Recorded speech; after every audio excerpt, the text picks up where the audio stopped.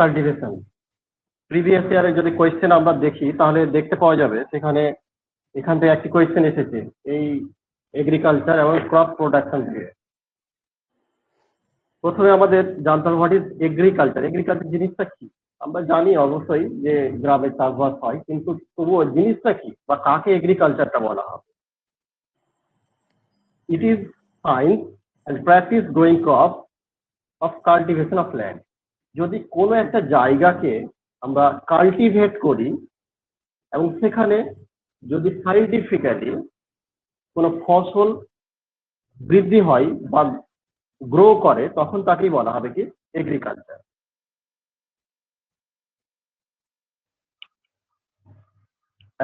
এটাই হচ্ছে আমাদের ভারতবর্ষের ব্যাকবোন আর মেরুদণ্ড। যেমন মানুষের একটি মেরুদণ্ড রয়েছে, তেমন এই ভারতবর্ষের মেরুদণ্ড হচ্ছে এই এগ্রিকালচার অ্যাক্টিভিটি।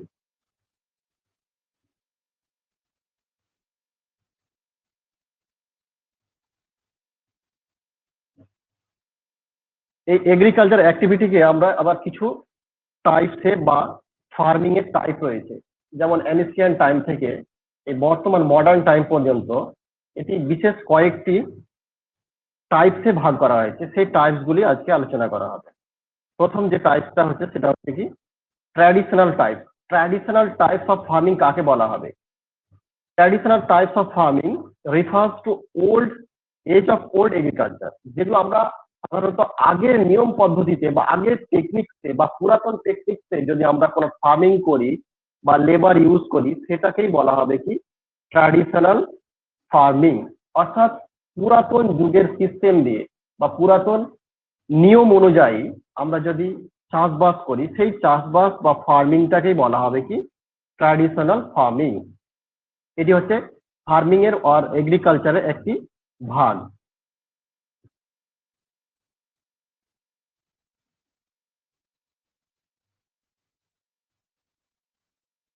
এবার হচ্ছে শিফটিং কাল্টিভেশন।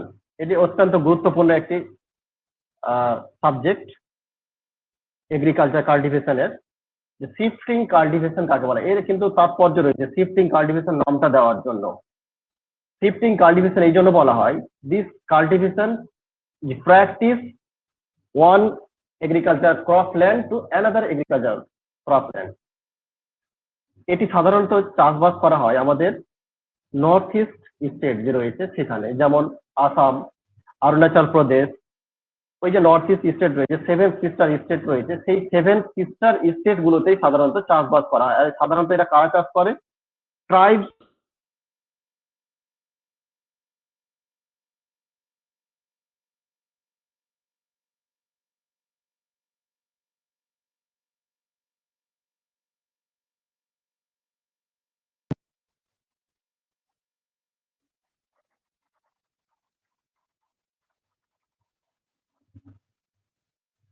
কি বলা হয়? Slash and burn. Slash and burn এই জন্য বলা হয়, সাধারণত যে জায়গা রয়েছে ফরেস্ট এরিয়া বা ফরেস্ট এরিয়ার গাছগুলিকে কেটে সেখানে আগুন ধরিয়ে একটা জমি তৈরি করা হয়। সেই জমি থেকে আবার কিছু বছর চাষ করে সেখানকার যখন ফার্টিলাইজার বা সেখানকার যদি চাষবাসের সমস্ত উপকরণ বা সারগুলি যখন শেষ হয়ে যায়, তখন এই ল্যান্ডটা ছেড়ে আবার অন্য একটা ল্যান্ডে গিয়ে কি করে শিফট করে কয়েক বছর পরে। আর এটা একটা ন্যাচারাল পদ্ধতিতে চাষ করা হয়, তাই এটাকে বলে শিফটিং কাল্টিভেশন। অর্থাৎ একটা ল্যান্ড থেকে আরেকটা ল্যান্ডে গিয়ে শিফট করে বলে একে বলা হয় কি শিফটিং কাল্টিভেশন। এবং স্ল্যাশ এন্ড বার্ন কাল্টিভেশন বলা হয় এইটিকে, এই ঝুম চাষকে বা শিফটিং কাল্টিভেশন বলা হয়, একেই বলা হয়। কেন বলা হয়? কারণ যেহেতু গাছপালাকে পুড়িয়ে আবার নতুন জমি তৈরি করা হবে এবং সেই জমিতে কয়েক বছর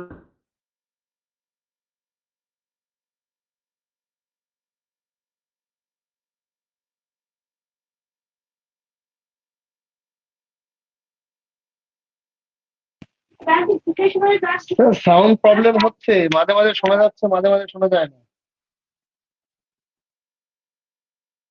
হ্যালো, স্ক্রিন নেই।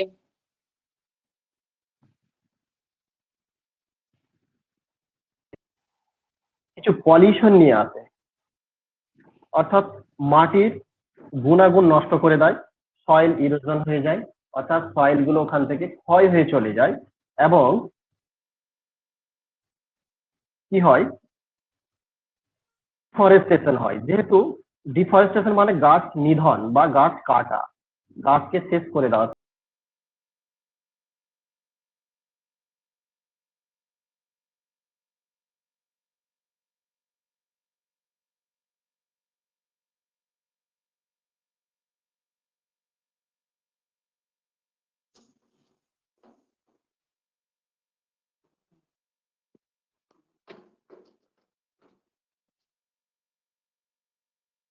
স্যার সাউন্ডে প্রবলেম হচ্ছে, মাঝে শুনতে পাচ্ছি না।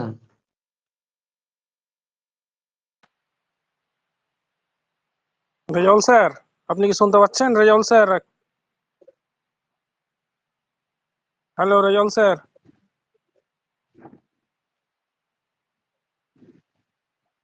একটু ওয়েট করুন, আমি স্যারকে ফোন করছি। মানে শুনতে পাচ্ছেন না মনে হচ্ছে স্যার।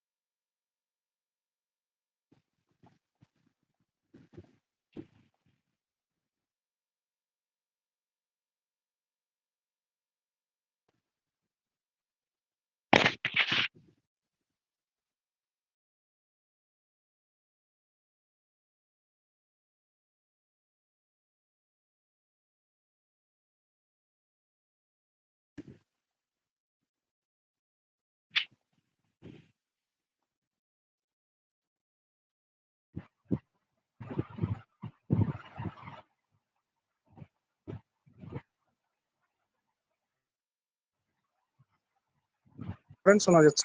স্ক্রিন দেখতে পাচ্ছেন স্পষ্টভাবে? হ্যাঁ দেখা যাচ্ছে, আপনি কন্টিনিউ করেন।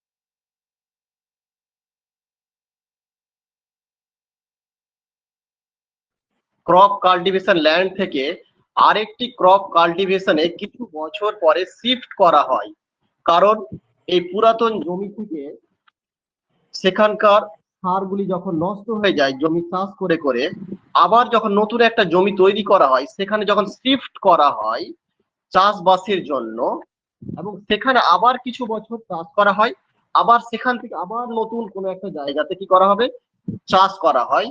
আর এটা করা হয় সাধারণত জঙ্গল বা ফরেস্ট কে ধ্বংস করে বা কেটে পুড়িয়ে সেই জমিটা তৈরি করা হয় এবং এক জায়গা থেকে আরেক জায়গায় তৈরি করা হয়। সেই জন্য এটাকে বলা হয় কি, শিফটিং কাল্টিভেশন। আর শিফটিং কাল্টিভেশন তৈরি করতে বা জমিটা তৈরি করতে গাছগুলোকে কেটে পুড়ানো হয়, সেই জন্য এটাকে বলা হয় স্ল্যাশ এন্ড বার্ন কাল্টিভেশন। সাধারণত এই চাষ আমাদের নর্থ ইস্ট ইন্ডিয়াতে হয়। নর্থ ইস্ট ইন্ডিয়া বলতে বোঝায় আমাদের যে অরুণাচল প্রদেশ বা আসাম, এই সমস্ত স্টেট গুলো রয়েছে, সেই স্টেট গুলোতেই চাষ করা হয়। তাহলে পরীক্ষাতে এইরকম কোয়েশ্চেন আসতে পারে যে কোথায় বা কোন রাজ্যে সাধারণত শিফটিং কাল্টিভেশন হয় বা ঝুম চাষ হয়। এর আরেক নাম হচ্ছে ঝুম চাষ। এই ঝুম চাষটা সাধারণত হচ্ছে কোথায়? উত্তরাঞ্চল, আমাদের যে নর্থ ইস্ট স্টেট রয়েছে সেই নর্থ ইস্ট স্টেট গুলোতে। এই নর্থ ইস্ট স্টেটকে আবার অন্য নামেও ডাকা হয় কি, সেভেন সিস্টার। আপনারা হয়তো জানেন সেভেন সিস্টার নামেও ডাকা হয়। তাদের যেহেতু ওখানে সাতটা আমাদের স্টেট রয়েছে, এই সাতটাকে একত্রে বলা হয় সেভেন সিস্টার স্টেট। আর এই শিফটিং কাল্টিভেশন অত্যন্ত ক্ষতিকারক একটি চাষের পদ্ধতি, কারণ এখানে ফরেস্টকে সাধারণত কি করা হয়, পুড়ানো হয় বা ফরেস্ট কেটে জঙ্গল কেটে সেখানে জমি তৈরি করা হয় বলে এখানে প্রচুর পরিমাণে পলিউশন হয় এবং ল্যান্ড পলিউশন হয়। এছাড়া ফরেস্টকে নিধন করা হয় বা কেটে দেওয়া হয়, এই জন্য এটাকে বলা হয় ডিফরেস্টেশন। আর এই ডিফরেস্টেশন আমাদের পরিবেশের জন্য অত্যন্ত ক্ষতিকারক। সেই জন্য এই পরীক্ষাতে এটা বারবার কোয়েশ্চেনটা আসে যে সাধারণত শিফটিং কাল্টিভেশন কোথায় হয়, বা শিফটিং কাল্টিভেশন কাকে বলে, বা স্ল্যাশ এন্ড বার্ন কাল্টিভেশন কাকে বলে। বোঝা গেছে? আর সাধারণত এখানে মেজ বা পেপার টাইপস এর ক্রপ কাল্টিভেশন করা হয়। মেজ বলতে বোঝায় ভুট্টা চাষ, এবং আরো যে বিভিন্ন যে খাবার রয়েছে আমাদের সিরিয়াল ফুডস রয়েছে বা খাদ্যশস্য রয়েছে, যেমন বিভিন্ন রকমের ডাল হতে পারে বা বিভিন্ন রকমের ধানের গাছ হতে পারে, সেই সমস্ত গুলোই চাষ করা হয় সাধারণত এই শিফটিং কাল্টিভেশন। অর্থাৎ নিজেদের খাদ্য বা চাহিদা মেটানোর জন্যই এই চাষ করা হয়। এবার আমরা চলে আসব সাবসিস্টেন্স ফার্মিং এর উপরে। সাবসিস্টেন্স ফার্মিং কাকে বলা হয়? তাহলে এর আগে যেটা পড়েছিলাম যে ট্র্যাডিশনাল ফার্মিং, এই ট্র্যাডিশনাল ফার্মিং এবং সাবসিস্টেন্স ফার্মিং এ সাধারণত কিছু সিমিলারিটি রয়েছে বা সাদৃশ্য রয়েছে। সেই সাদৃশ্য মধ্যে হচ্ছে কি, এটা হচ্ছে একটি oldest model system of farming, সাধারণত পুরাতন পদ্ধতির চাষবাস, কিন্তু এটি সাধারণত চাষ করা হয় ফ্যামিলি কনজাম্পশনের জন্য, অর্থাৎ ফ্যামিলির খাবারের জন্য। যদি আমরা ধান চাষ করি এবং আমরা যদি নিজেদের জন্য খাবারের জন্য করি, তাহলে সেটা হয়ে যাবে কি সাবসিস্টেন্স ফার্মিং। অর্থাৎ কোনো একটা ফ্যামিলি চাষবাস করেছে বা শাক বুনেছে বা হয়তো কোনো ডাল জাতীয় ফসল করেছে বা পেঁয়াজ করেছে, সেটা যদি তারা যদি নিজেদের খাবারের জন্য তৈরি করে বা চাষ করে, তখন তাকে বলা হবে কি সাবসিস্টেন্স ফার্মিং।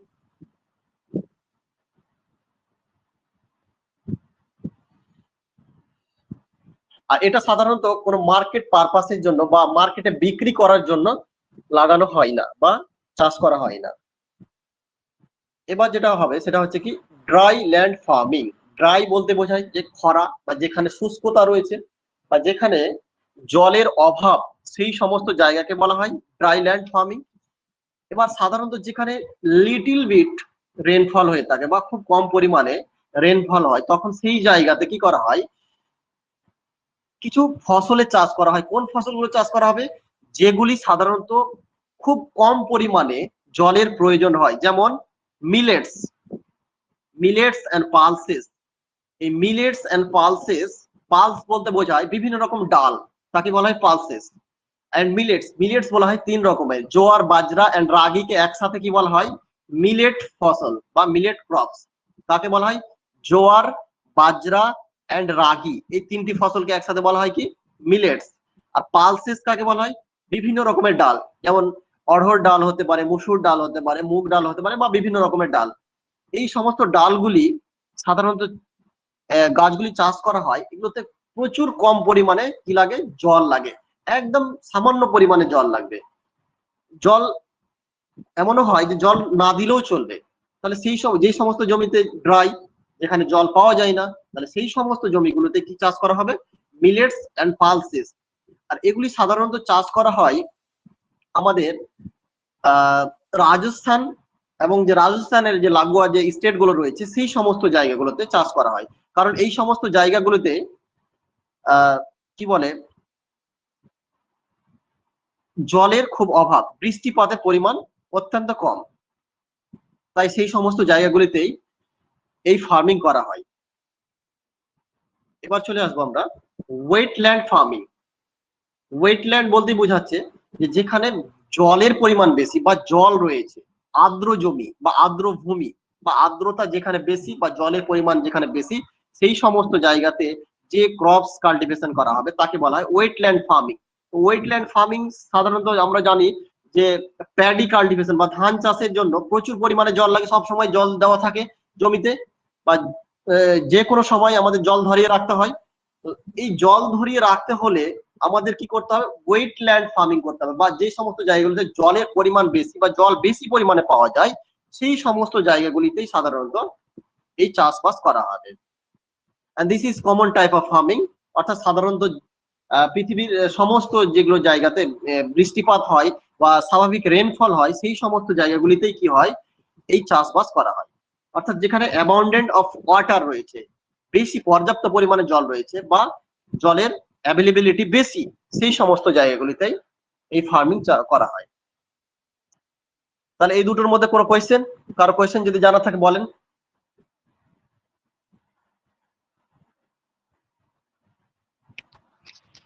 কোনো কোয়েশ্চেন আছে এই দুটোর মধ্যে? স্যার মিলেটসে কি থাকে বললেন? বাজরা, জওয়ার আর জোয়ার, বাজরা এন্ড রাগি, এই তিনটি ফসলকে একত্রে বলা হয় মিলেটস। ঠিক আছে। হ্যাঁ, আর একটা কথা বলি যে আপনারা যারা পরবর্তী সময়ে রেকর্ডিং শুনবেন, তো তাদের জন্য এটা অত্যন্ত খুব খারাপ একটা বিষয়। এই যে আপনি এখন কোয়েশ্চেন করলেন, তো আপনি কোয়েশ্চেনটা বুঝতে পারলেন যে এই কোয়েশ্চেনটা আমি বুঝতে পারিনি, তো স্যারকে আমি জিজ্ঞেস করে নিই, দেওয়া এখান থেকে আমি ক্লারিফিকেশন পেয়ে যাব। এবার যারা রেকর্ডিং ক্লাস শুনবে পরবর্তী সময়ে, তাদের জন্য আমি বলি যে তারা অনেক কিছু মিস করে যাবে, যে হয়তো তাদের ভিতরে অনেক কোয়েশ্চেন সেখানে আছে, সেই কোয়েশ্চেন গুলো কিন্তু সে আর সেখান থেকে আস্ক করতে পারবে না। তো যদি সে কোয়েশ্চেন আস্ক করতে না পারে, তাহলে তার সেখানে কোয়েশ্চেন মার্ক থেকে গেল, আর সেটাই যদি পরীক্ষাতে চলে আসে তাহলে সে কিভাবে বুঝবে? এই জন্য প্রত্যেকের উচিত যে যথা সময়ে ক্লাসটাকে দেখে নেওয়া, এবং যদি কোনো কোয়েশ্চেন থাকে তাহলে সেই কোয়েশ্চেনটা আস্ক করা বা জিজ্ঞেস করা, তাহলে জিজ্ঞেস করে সেখানে সে ক্লারিফিকেশনটা পেয়ে যাবে। এই জন্য বারবার গ্রুপে বলা হয় যে আপনারা যথাসময়ে ক্লাস করবেন বা ক্লাসগুলোকে অ্যাটেন্ড করার চেষ্টা করবেন। হয়তো কারো এমার্জেন্সি থাকতেই পারে, সেটা আলাদা ব্যাপার, কিন্তু ক্লাসের রেসপন্স আমাদের অনেকগুলো ক্যান্ডিডেট রয়েছে, কিন্তু এখানে আমাদের অ্যাটেন্ডেন্স হচ্ছে মাত্র ওই 25 জন 27 জন এইরকম, জানি না কি যে করে। এবার হচ্ছে কি ট্রেস ফার্মিং। ট্রেস কাকে বলা হয়? সিঁড়ি বা ধাপের মতো যদি আমরা ফার্মিং করি, তাহলে সেটাকেই বলা হবে কি ট্রেস ফার্মিং। অর্থাৎ তাহলে ট্রেস ফার্মিং কোথায় করা হবে? পাহাড়ি অঞ্চলগুলিতে করা হবে, সাধারণত হিলি অর মাউন্টেন রিজন। তাহলে পরীক্ষাতে এরকম ভাবে কোয়েশ্চেন আসতে পারে যে কোন একটা পাহাড়ের নাম দিয়ে দেওয়া হলো যে এই পাহাড়ে কোন চাষটা ভালো হবে, বা বলে দেওয়া হলো যে হিলি রিজনে কোন কাল্টিভেশনটা সবচেয়ে ভালো হবে। তাহলে আমরা চোখ বন্ধ করেই বলতে পারি যে টেরেস ফার্মিং আর টেরেস কাল্টিভেশন। সাধারণত এগুলি টেরেস আর স্টেপ বাই স্টেপে কি করা হয়, চাষ করা হয়, একটা ধাপে ধাপে চাষ করা হয়। এই ধাপে ধাপে চাষ করার কারণে এটার নাম দেওয়া হয়েছে কি টেরেস ফার্মিং। এটি কিন্তু কিছু গুরুত্বপূর্ণ দিক রয়েছে। কি রয়েছে? যে এটাতে সয়েল যে ইরোশন হয়, সেই সয়েল ইরোশনটাকে কন্ট্রোল করতে পারে, অর্থাৎ ধরে রাখতে পারে।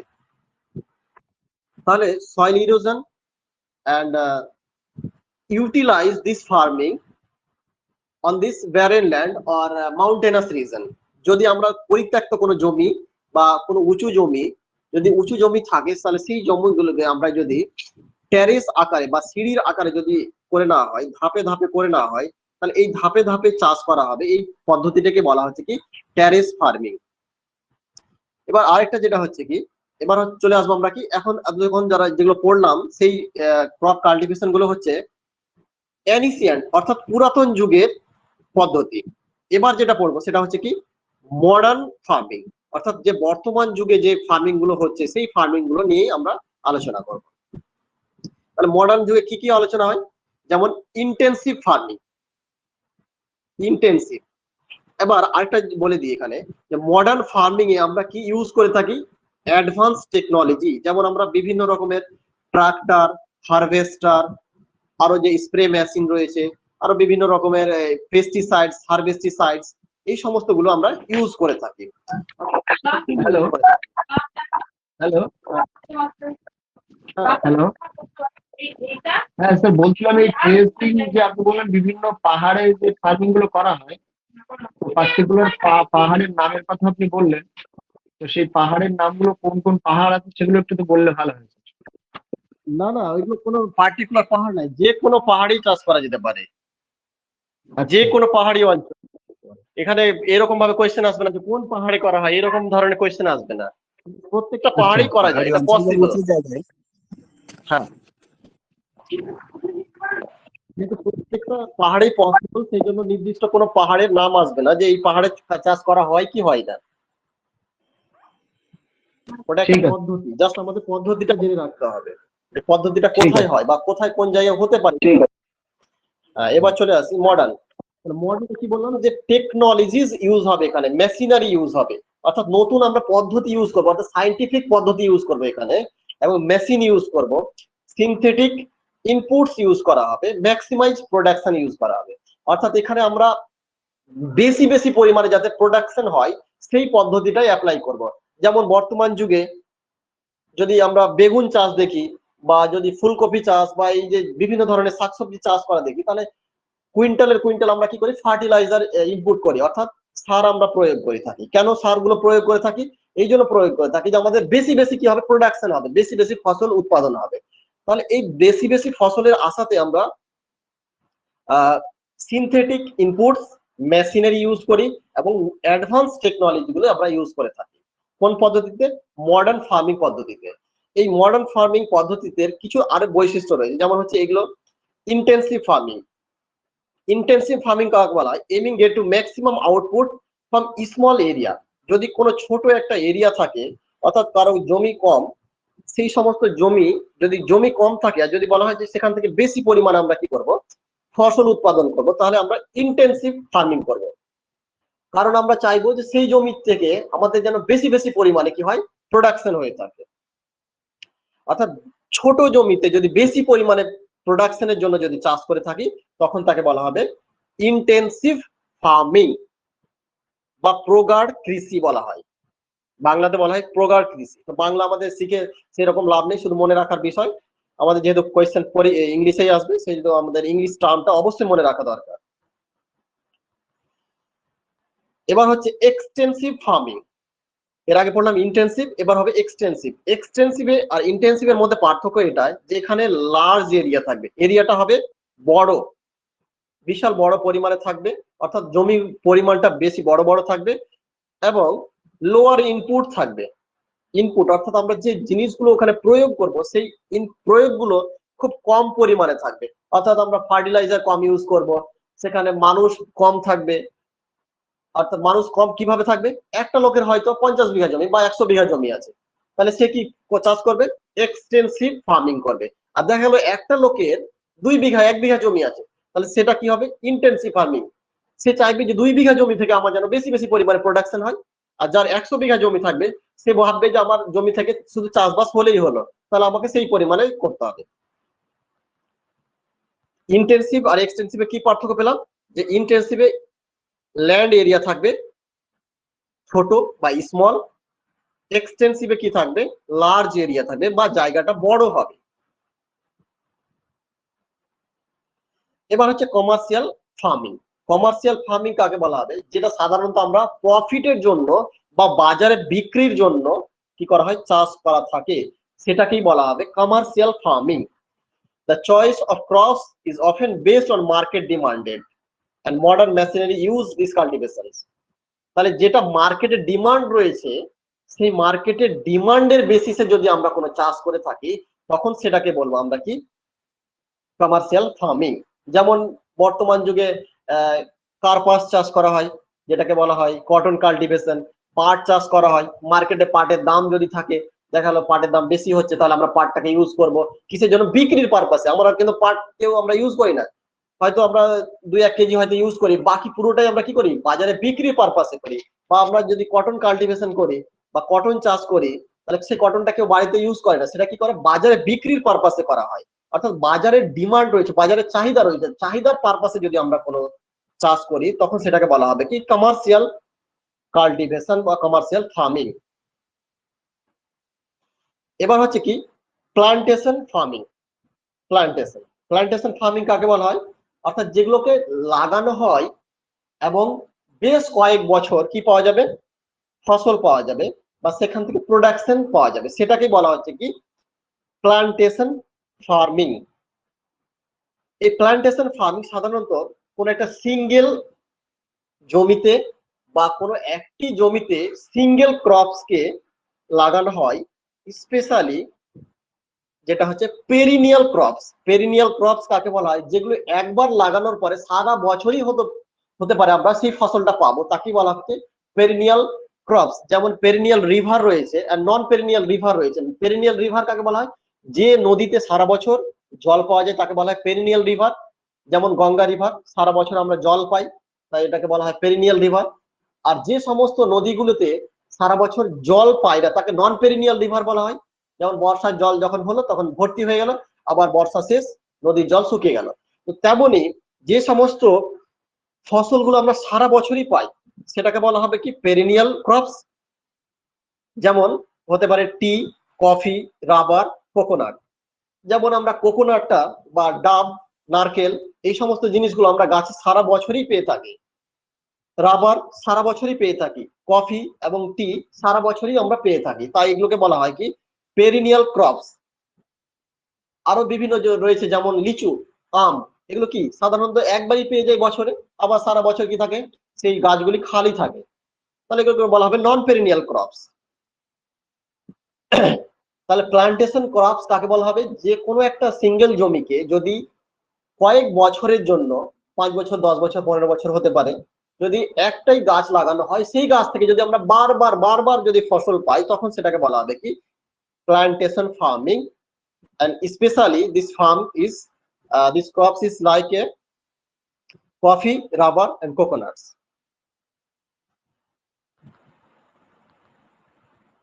এবার হচ্ছে কি সাস্টেনেবল এগ্রিকালচার।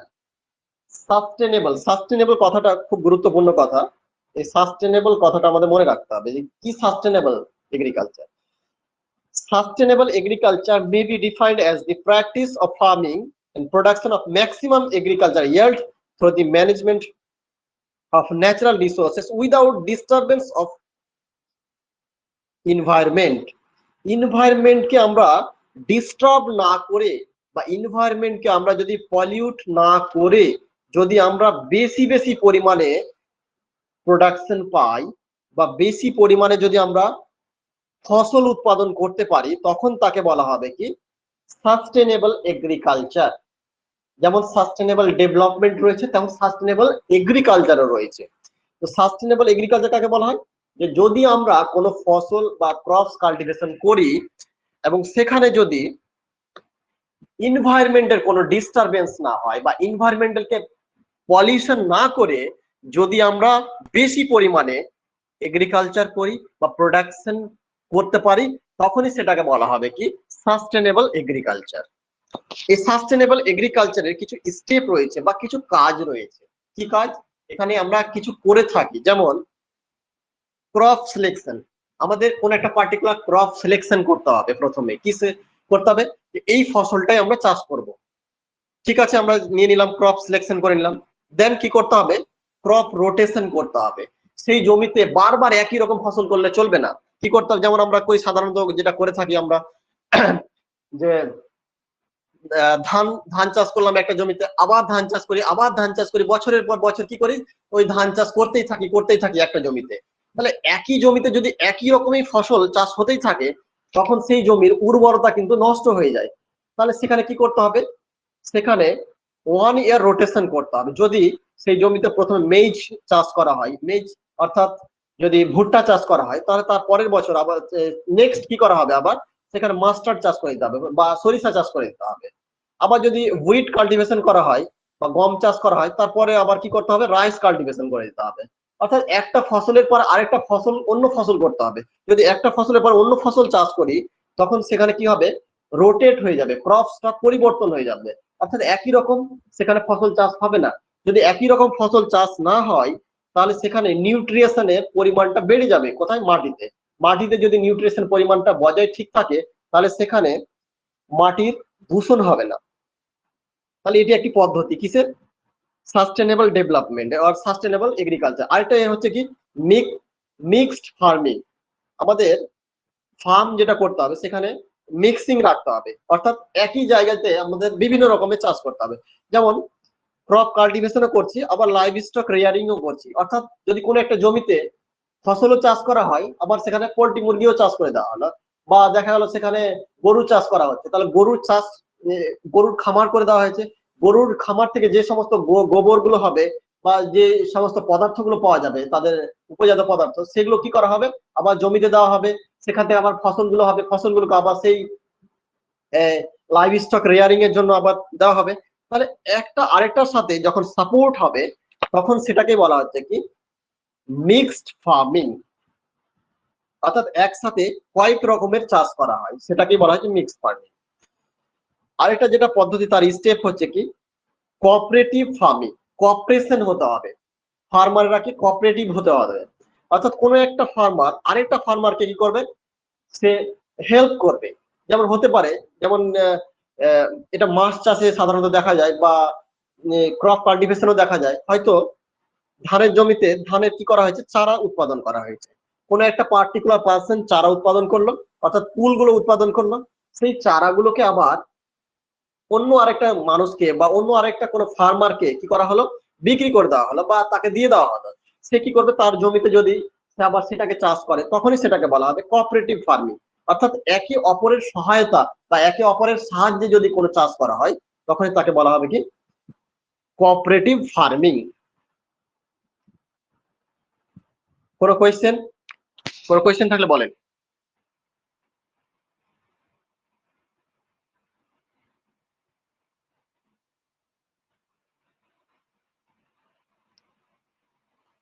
একবার বলে দিবেন যে কোশ্চেন টাইপটা কিরকম হতে পারে বা কিরকম ভাবে কোশ্চেন হবে, এটা একটু বলুন।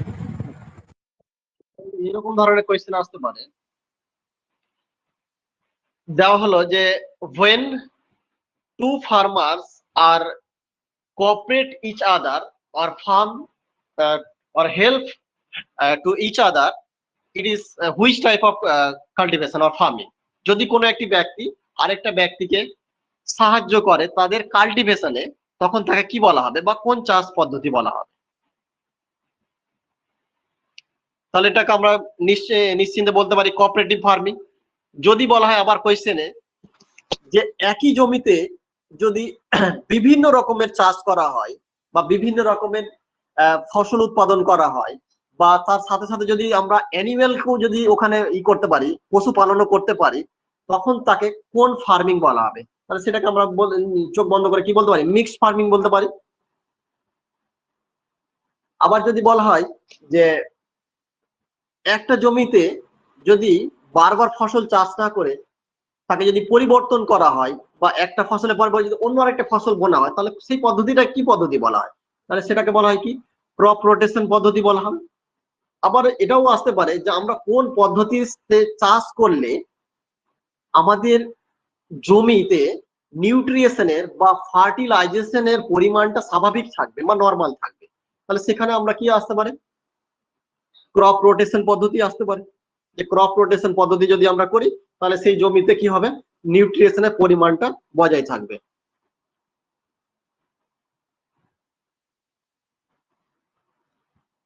বোঝা গেছে?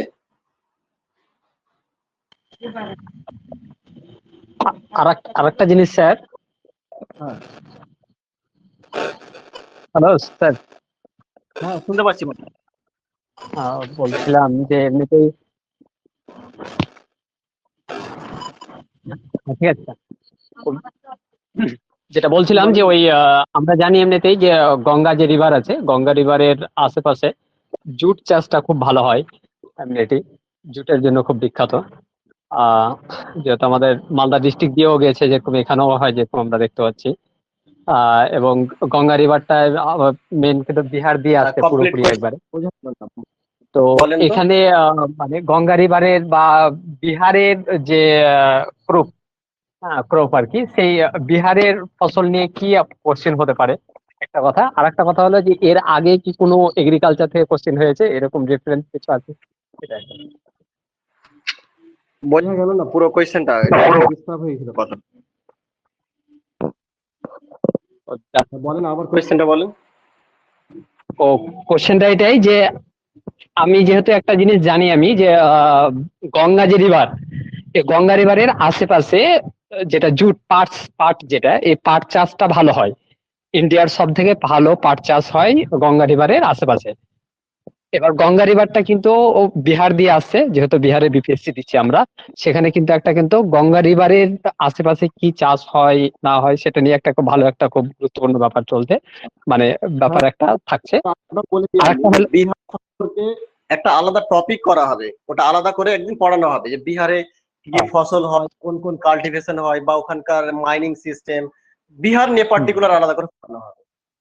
শুধুমাত্র বিহার ওটা আলাদা করে। আর এটা এখন যেটা পড়ানো হচ্ছে সেটা হচ্ছে ইন্ডিয়া বেসিসে, ঠিক আছে?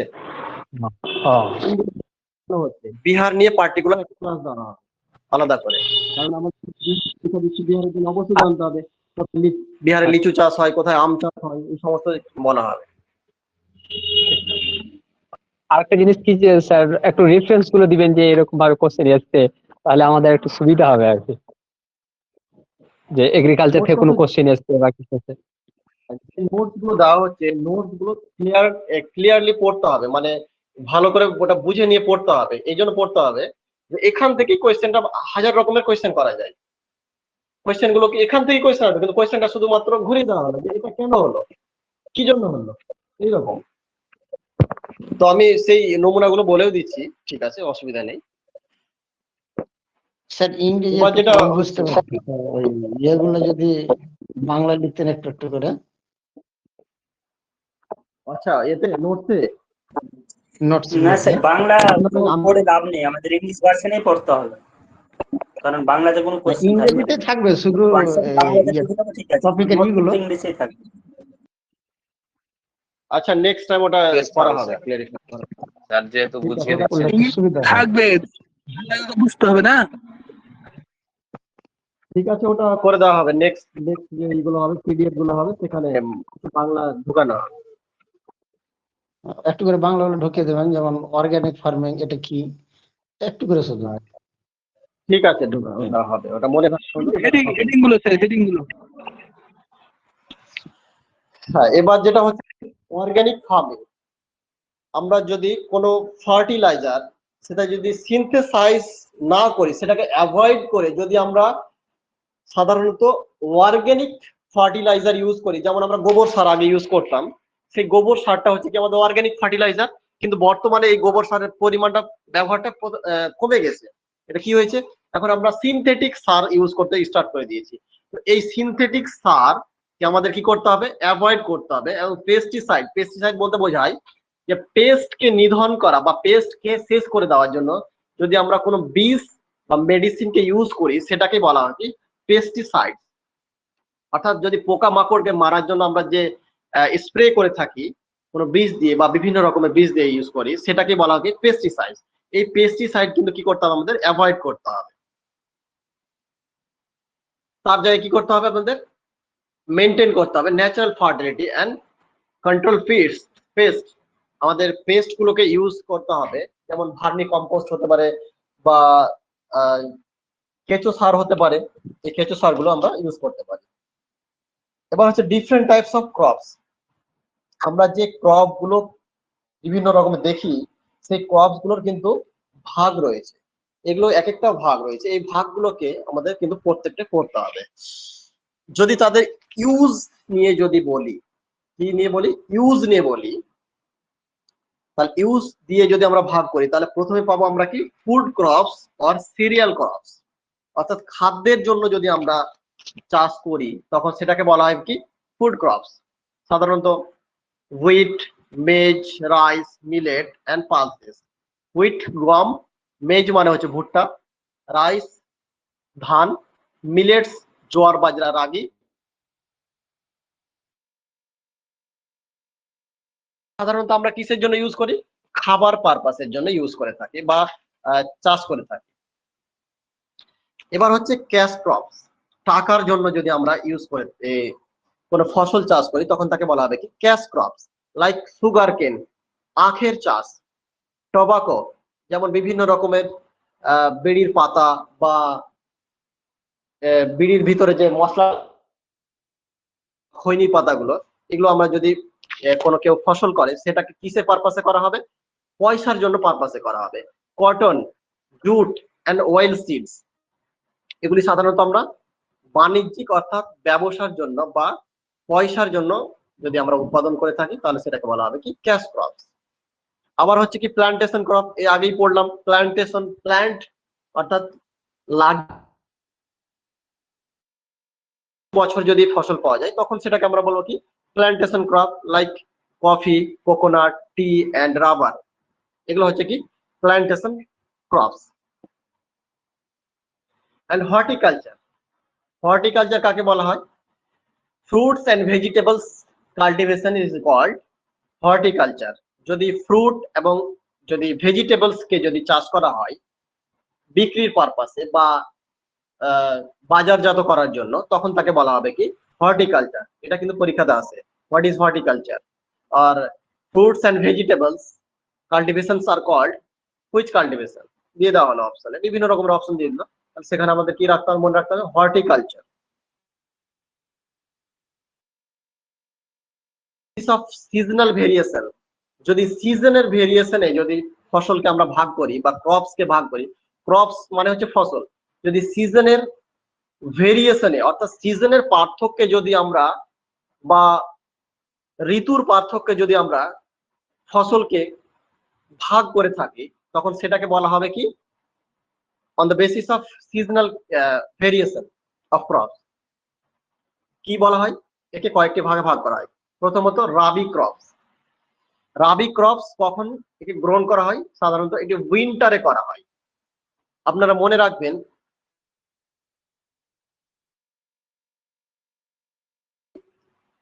শীতকালে আমরা রৌদ্র মাখাতে খুব ইচ্ছুক, কখন? শীতকালে।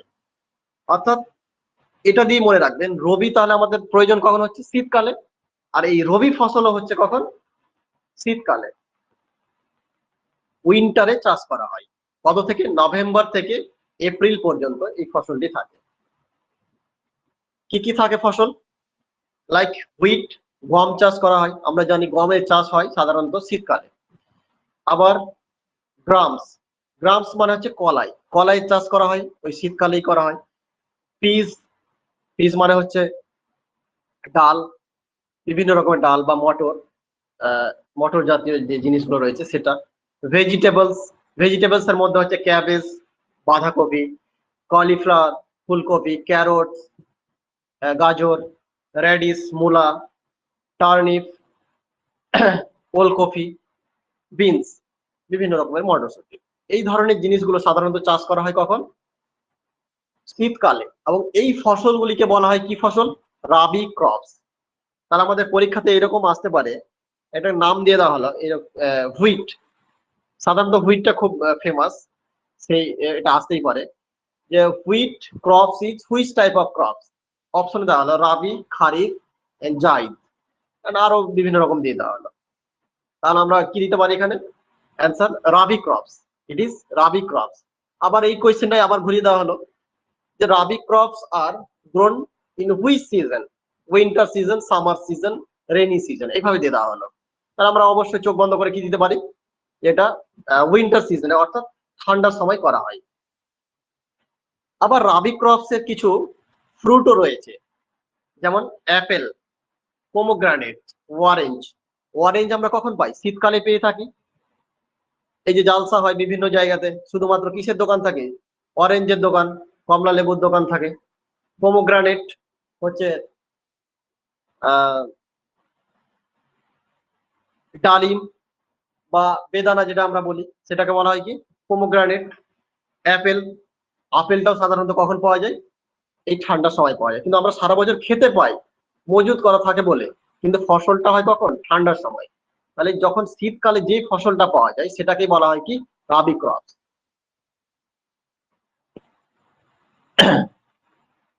তাহলে রাবি ক্রপস এর মেন হচ্ছে কি হুইট ক্রপস। এবার হচ্ছে kharif crops. It is rainy season crops grown from the June to October. অর্থাৎ যে সময়ে বৃষ্টির খুব প্রয়োজন, যেমন এখন যে ধানটা লাগানো হচ্ছে সেই ধানটা হচ্ছে কি খারিফ ক্রপস, বা এখন বর্তমানে যে ফসলগুলো হচ্ছে সেটা হচ্ছে কি খারিফ ক্রপস। এখানে বৃষ্টিপাতের পরিমাণ খুব বেশি থাকে বা জলের অত্যন্ত প্রয়োজন থাকে এই সমস্ত ফসলগুলোতে। তাহলে খারিফ ফসল কখন হয়? খারিফ ফসলটা সাধারণত হয় রেনি সিজনে।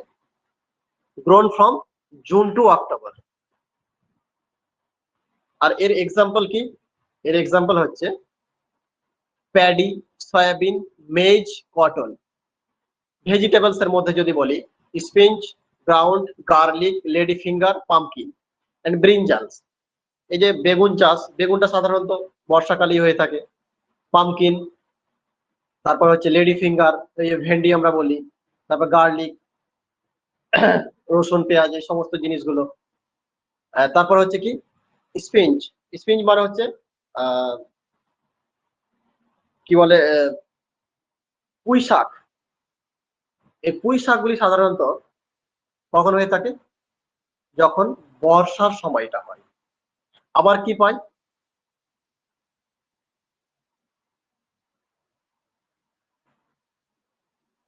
ওয়াটারমেলন। ওয়াটারমেলন কিন্তু দুই জায়গাতেই হয়, খারিফসে and জায়দে।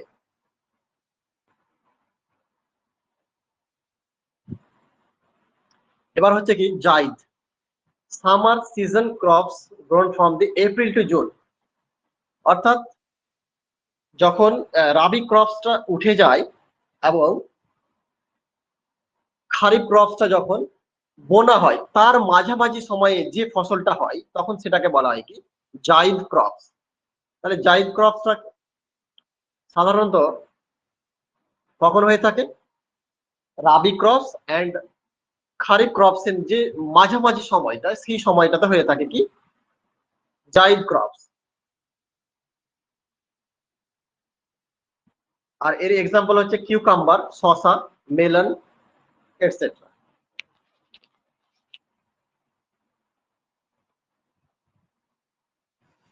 Kharif crops and rabi crops এর ডিফারেন্স, এর পার্থক্য। এর পার্থক্য, প্রথম পার্থক্য যেটা আমরা পেলাম যে রেনি সিজনে হয় খারিফ ক্রপস, অর্থাৎ বর্ষার সময় হয় বা মনসুন সিজনে হয়। রাবি ক্রপসটা কখন হয়? উইন্টার সিজনে হয়ে থাকে। আবার খারিফ ক্রপসটা ওয়েট ওয়েদার বা গরম সময়ে হয়ে থাকে। এন্ড রাবি ক্রপসটা কখন হয়? ড্রাই সিজনে বা কোল্ড সিজনে হয়ে থাকে। এটা কখন সোন করা হয় বা বোনা হয়? সাধারণত জুন জুলাই মাসে। আর রাবি ক্রপসটা কখন হয়? সাধারণত অক্টোবর নভেম্বর মাসে। এন্ড হারভেস্ট করা হয় কখন? মার্চ এপ্রিল মাসে। এন্ড খারিফ ক্রপসটা হারভেস্ট করা হয় কখন? সেপ্টেম্বর অক্টোবর মাসে। এন্ড এক্সাম্পল তো আমরা জানি, রাইস, জওয়ার, বাজরা, কটন, এগুলো হচ্ছে কি খারিফের এক্সাম্পল। আর হুইট, বার্লি, গ্রামস, মাস্টার্ড এগুলো হচ্ছে কি রাবি ক্রপস এর এক্সাম্পল। এই কোয়েশ্চেনটা লাস্ট ইয়ারে এসেছিল, যে বছরটা আমরা এর আগে টায়ারি 2 হয়েছে সেই বছরে এই কোয়েশ্চেনটা এসেছিল কি লিগুমিনাস ক্রপস। লিগুমিনাস ক্রপস কাদের বলা হয়? কোনগুলোকে লিগুমিনাস ক্রপস বলা হয়? Leguminous are plants is the family of Leguminosae and which is the fruit or seeds of such plants, যেগুলি সাধারণত কোনো গাছের ফল বা কোনো গাছের বীজ থেকে যে ফসল পাওয়া যায় সেটাকে বলা হয় কি লিগুমিনাস ক্রপস। তাহলে কোন জিনিস থেকে আমরা লিগুমিনাস ক্রপস পাই? সাধারণত ডাল জাতীয় জিনিসগুলো বা পালসেস যে জিনিসগুলো রয়েছে সেই জিনিসগুলো থেকে আমরা কি পাই? লিগুমিনাস ক্রপসটা পেয়ে থাকি। It is also called pulses. সাধারণত এটাকে কি বলা হয়? পালস বলা হয় বা মটর জাতীয় জিনিস বলা হয়। Example beans, dry peas, chickpeas and lentils, এগুলো হচ্ছে তার এক্সাম্পল। লাস্ট ইয়ার দিয়ে দেওয়া হয়েছিল। স্যার এই লিগুমিনাসটা একটু বলবেন স্যার? লিগুমিনাস মানে হচ্ছে কি ডাল জাতীয় ফসল। এটা আরেকটা নাম হচ্ছে leguminous type of crops. Last year যদি কোয়েশ্চেন দেখে থাকেন কেউ তাহলে দেখতে পাবেন যে ওখানে লেখা আছে which of the following is leguminous crops. নিচের গুলির মধ্যে কোন অপশনটা লিগুমিনাস ক্রপস? তাহলে ওখানে অপশন দেওয়া ছিল পালসেস দেওয়া আছে, আরো দেওয়া আছে কি হুইট দেওয়া আছে, এরকম দেওয়া আছে। তাহলে শুধুমাত্র পালস জাতি সেগুলোই হচ্ছে লিগুমিনাস। এই অপশনগুলোর মধ্যে যে ডাল জাতি সেটা আমরা স্যার সাউন্ড প্রবলেম হচ্ছে ভীষণ। শোনা যাচ্ছে না?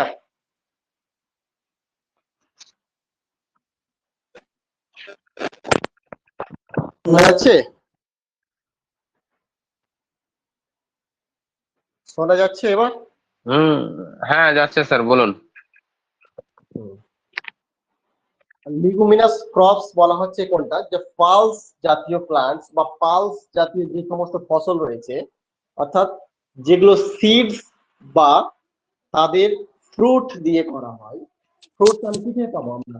যেমন সাধারণত মটরশুটি থেকে আমরা মটর পাই, বা ছোলা বাদাম পেতে পারি। তাহলে এই যে ছোলা বাদাম বা মটর জাতীয় যে জিনিসগুলো রয়েছে, বা মসুর দানা দানা রয়েছে, বা মুগ রয়েছে, বা কলাই রয়েছে, এগুলোকে বলা হয় কি লিগুমিনাস ক্রপস।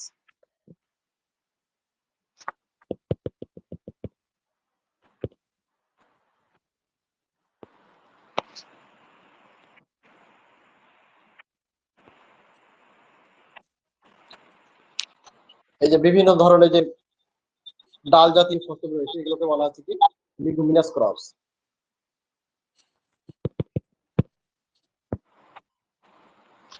এবার হচ্ছে বিভিন্ন রকমের কালচার। এক একটা কালচারকে এক একটা বৈজ্ঞানিক নাম দেওয়া হয়েছে। এটা কিন্তু অবশ্যই আপনারা সবাই মুখস্থ করে নেবেন, চার্ট দেওয়া হয়েছে। যেমন মৌমাছির যদি চাষ করা হয়, আমরা অনেক জায়গায় দেখি যে মৌমাছিকে করা হয়, চাষ করা হয়। অর্থাৎ মৌমাছিকে একটা কার্টুনে করে রেখে সেটা বিভিন্ন রকম ফুলের গাছের পাশে রাখা হয়, আবার সেখান থেকে আবার মধু কালেক্ট করে নিয়ে আসা, আবার সেই কার্টুনে বসে যায়। তাহলে এইরকম যদি কেউ মৌমাছি চাষ করে তখন তাকে কি বলা হবে? এপিকালচার বলা হবে। রেশম চাষ যদি বলা হয় তাকে সেরিকালচার। উদ্যান পালন, উদ্যান পালন বলতে বোঝায় যে কোনো একটা পার্টিকুলার এরিয়াতে যদি শাকসবজি বা ফল ফুল ফ্রুট সবকিছু যদি একসাথে চাষ করা হয় তখন তাকে কি বলা হবে? হর্টিকালচার বলা হবে। মাছ যদি চাষ করা হয় পিসিকালচার। ফলের চাষ পোমাম কালচার। পাখি পালন স্যার এগুলো ইংলিশ ভার্সনে হবে না স্যার? যেটা এখানে টার্ম রয়েছে সবটা ইংলিশে টার্ম, শুধু বাংলাতে লেখা আছে। আচ্ছা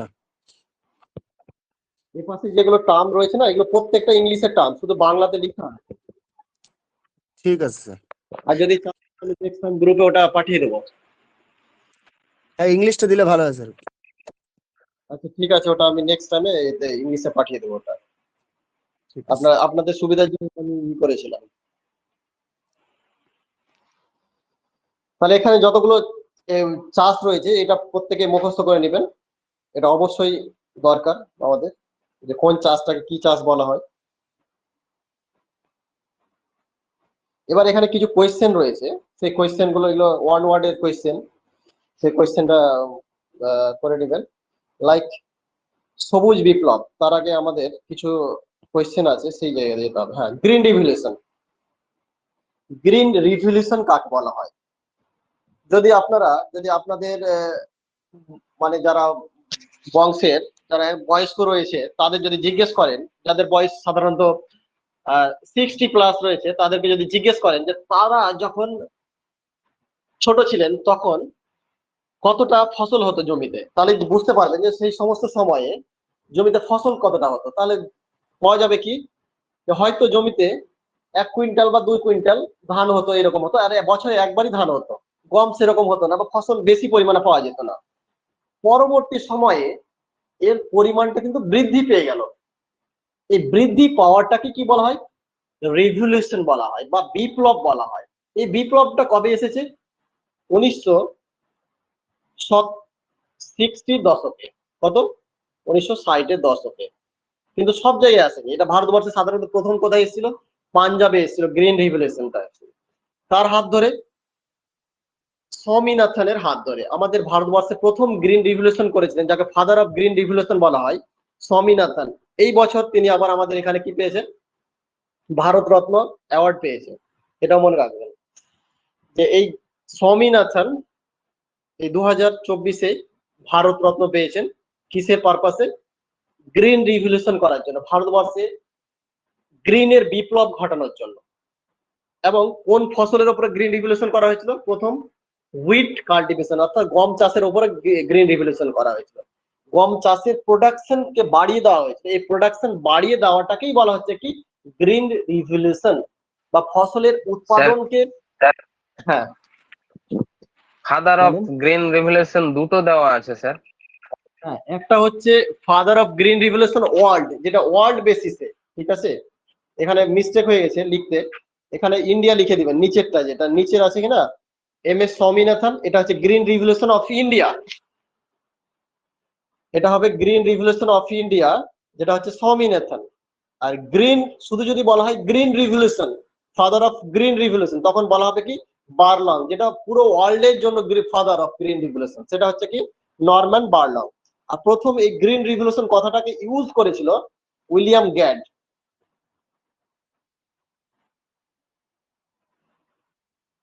বোঝা গেছে?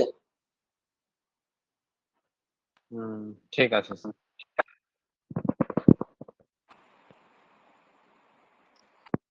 আরো কিছু দেওয়া আছে এখানে, যেমন হচ্ছে মেজর এগ্রিকালচার রিভলিউশন, কোন রিভলিউশনটা কি বলা হয়? গ্রিন রিভলিউশন কি বলা হবে?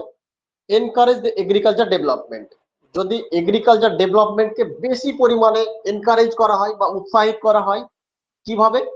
তার প্রোডাকশনের বেসিসে বা প্রোডাকশনকে বাড়িয়ে দিয়ে, তখন তাকে বলা হবে গ্রিন রিভলিউশন। হোয়াইট রিভলিউশন কাকে বলা হবে?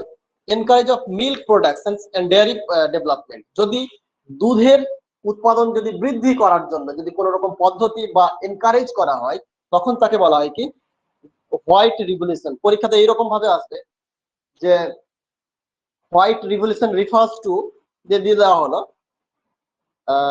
Milk production, crop production, fruit production, এরকম দিয়ে দেওয়া হলো। তাহলে কিসের সাথে যুক্ত? সাধারণত দুধের প্রোডাকশনের জন্য। যদি গবাদি পশু উন্নত মানের, এখন যেমন গবাদি পশুগুলো চাষ করা হয়, এক একটার 10 লিটার 15 লিটার দুধ হয়, তো কিসের পারপাসে করা হচ্ছে? সাধারণত দুধের পারপাসে তাদেরকে চাষ করা হয় বা পালন করা হয়। তাহলে এটাকে বলা হচ্ছে কি গ্রিন হোয়াইট রিভলিউশন। এবার যদি বলা হয় blue revolution, encourage of fish, মাছ চাষের জন্য যদি এনকারেজ করা হয় বা মাছের প্রোডাকশনকে যদি বেশি করা হয়, তাহলে কিসের রিভলিউশন হবে? Blue revolution. সেই রকম ভাবে ইয়েলো রিভলিউশন, ইয়েলো রিভলিউশনের মধ্যে পড়ে যাচ্ছে ওয়াইল্ড সিডস। আবার পিঙ্ক রিভলিউশন, পিঙ্ক রিভলিউশন হচ্ছে বিভিন্ন রকমের পিঙ্ক স্ট্রাইক, যেমন হচ্ছে পেঁয়াজ, এই পেঁয়াজ চাষ বা শ্রিম্প প্রোডাকশন, এটাকে বলা হচ্ছে কি পিঙ্ক রিভলিউশন। আবার brown revolution, brown revolution leather fertilizer, wool জাতীয় জিনিস বা লেদার চামড়ার যে প্রোডাকশন করা হয় বা চামড়াটাকে যদি এনকারেজ করা হয় সেখান থেকে, তাহলে সেটাকে বলা হয় কি ব্রাউন রিভলিউশন। অর্থাৎ চামড়া দিয়ে যদি আমরা বিভিন্ন রকমের জিনিসপত্র তৈরি করি বা সেই তৈরি করা এনকারেজ করা হয়, তখন সেটাকে বলা হবে কি ব্রাউন রিভলিউশন।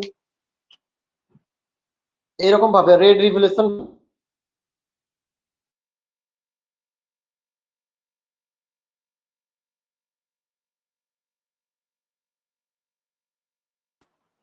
এর মধ্যে সিলভিকালচার, স্যার এখানে ইনক্রিজ আর এনকারেজ একটু বলবেন? ইনক্রিজ আর এনকারেজ লেখা আছে, যেরকম রেড এভলিউশনে ইনক্রিজ আছে।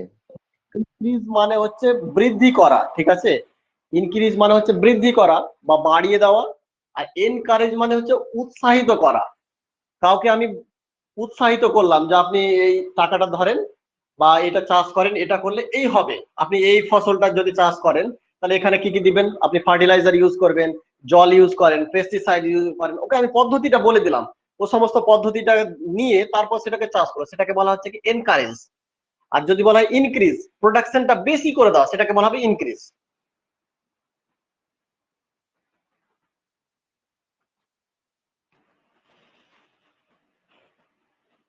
এবার হচ্ছে main worker and marginal worker. Main worker কাদের বলবো আর মার্জিনাল ওয়ার্কার কাদের বলবো? যদি কোনো ওয়ার্কার অর্থাৎ যারা লেবার বা যারা কাজ করে, যদি তারা 180 দিনের উপরে কাজ করে বা 180 দিন বা তার থেকে বেশি, 365 দিনও কাজ করতে পারে, 180 দিন বা তার থেকে যদি বেশি কাজ করে, তখন তাকে বলা হবে কি মেন ওয়ার্কার। আর যদি কেউ 180 দিনের যদি কম কাজ করে বছরে, তখন তাকে বলা হবে কি মার্জিনাল ওয়ার্কার। তাহলে যদি এরকম কোনো জমিতে বা কোথাও ইন্ডাস্ট্রিতে যদি কেউ সারা বছরের মধ্যে যদি 180 দিনের কম কাজ করে তখন তাকে বলা হবে কি মার্জিনাল ওয়ার্কার। আর যদি 180 দিনের বেশি বা 180 দিন কাজ করে তখন তাকে বলা হবে কি মেন ওয়ার্কার।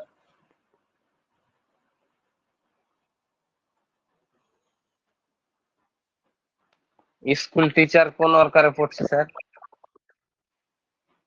স্কুল টিচার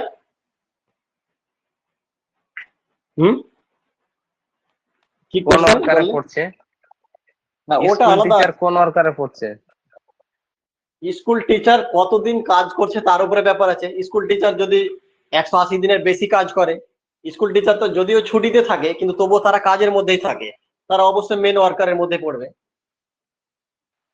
আচ্ছা আচ্ছা। বাড়িতে থাকলেও তারা কাজের মধ্যেই থাকে, তার সারা বছরের জন্য তাদের কন্ট্যাক্ট থাকে। সরকার যদি ইচ্ছা করে যে আমি তাদের ছুটি দেবো না, সারা বছরই কাজ করাবো, তো করাতে পারে। তো সেটা হয়ে গেল কি মেন ওয়ার্কার।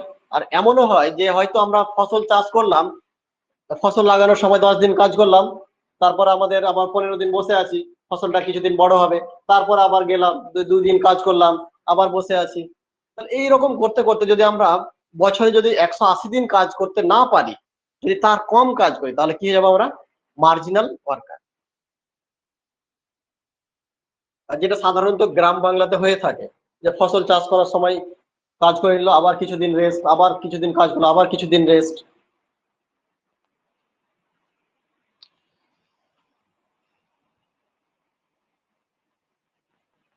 আর কোনো কোয়েশ্চেন আছে এখান থেকে?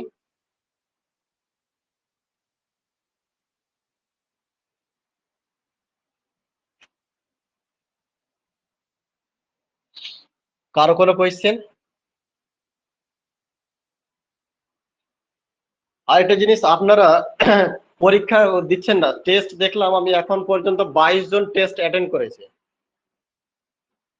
এতজন মেম্বার থাকতে এখনো সেই টেস্ট গুলোকে